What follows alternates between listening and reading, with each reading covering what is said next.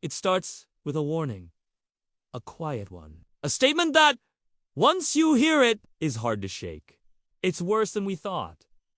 When you think of the Anti-Defamation League, or the ADL, you probably think of a civil rights organization. A group that fights anti-Semitism and hate for decades. That's been its public image.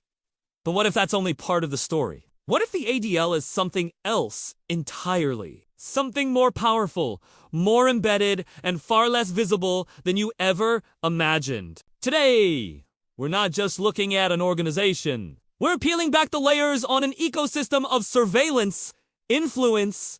It's all about that deep-rooted power in America, right? It's in our politics, how police operate, the tech we use, and even our faith practices. At the center of this story is Jonathan Greenblatt, the CEO of the ADL.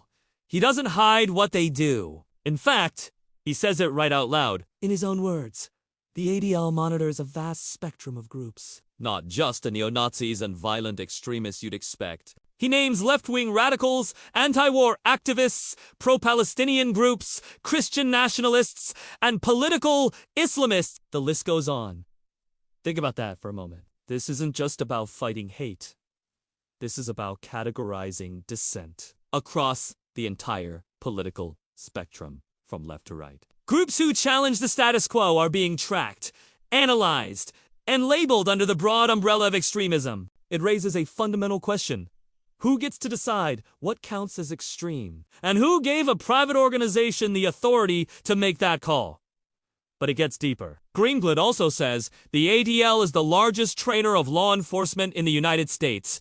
Let that sink in. They train around 20,000 police officers every single year. A private advocacy group with its own political agenda is shaping how the police see the world. They're teaching officers how to interpret protests, how to view political movements, and how to identify threats. When a protest happens in your city, is law enforcement seeing it as a legitimate exercise of free speech? Or are they seeing it through a lens crafted by an organization that has already labeled certain ideologies as extreme? This isn't just a training program. This is a direct pipeline of influence into nearly every police department in the country. And the story doesn't stop at our borders. The video also shows that the ADL has allegedly organized trips for high-ranking U.S. law enforcement officials to go to Israel. There, they trained with the Israeli police, the military, and security agencies like Shin Bet. Critics argue this is incredibly dangerous. It blurs the line between domestic policing on American streets and foreign security. Doctorate developed in a context of military occupation and counterinsurgency.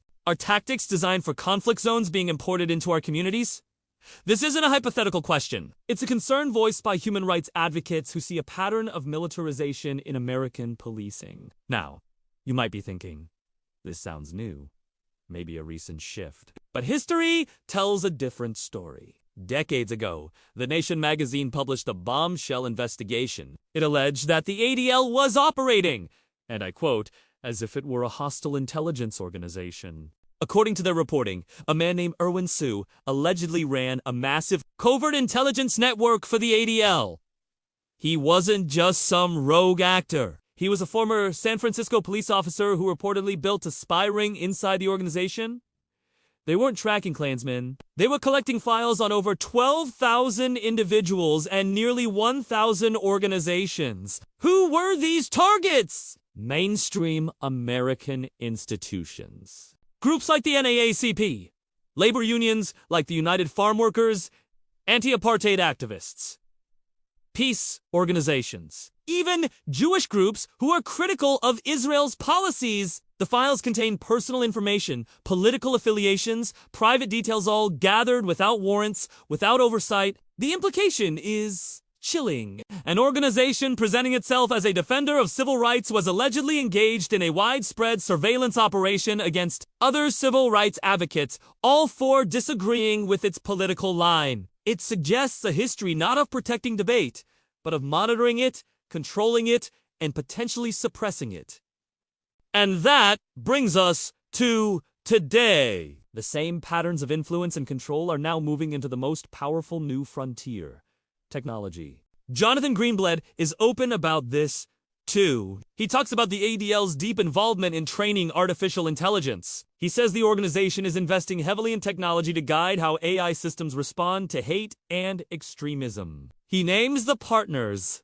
They're the biggest names in the world. OpenAI is the team behind ChatGPT, making chatting with AI super easy. Google's Gemini AI is changing the game. Meta, the company behind Facebook and Instagram. Microsoft, right? A giant in tech. Anthropic. Even Alibaba, the big tech player from China. The ADL is helping to write the rules for what you can and can't say online. They are shaping the digital world we all live in. But this raises a profoundly unsettling question. When a political advocacy group trains the AI, where does content moderation end, and where does narrative control begin? We don't have to guess. We can see the potential effects. Look at this example.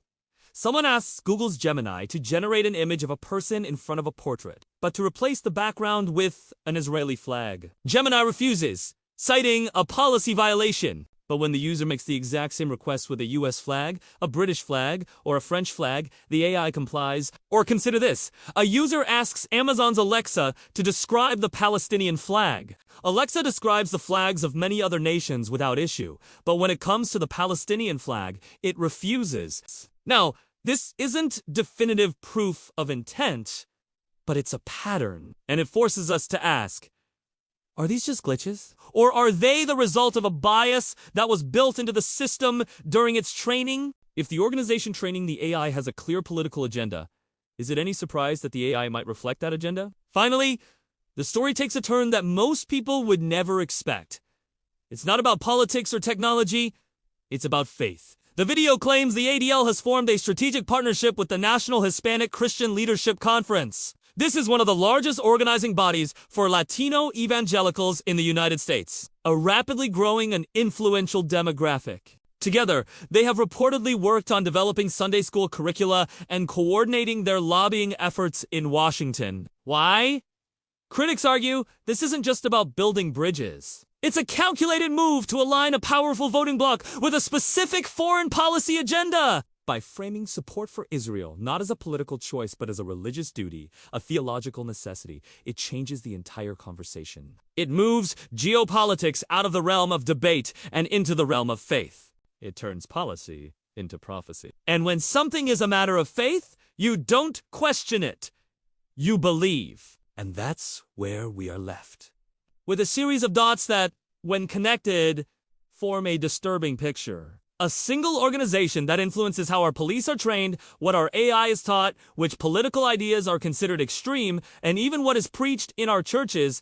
At what point does advocacy become power? And when does that power stop being accountable to the public it claims to serve? This video isn't asking you to blindly accept these claims. It's asking you to look closer, to read the articles, to watch the interviews, to ask the hard questions for yourself. Because if even a fraction of this is true, if the threads of influence run as deep as they appear to, then it really is worse than we thought. Thanks for watching.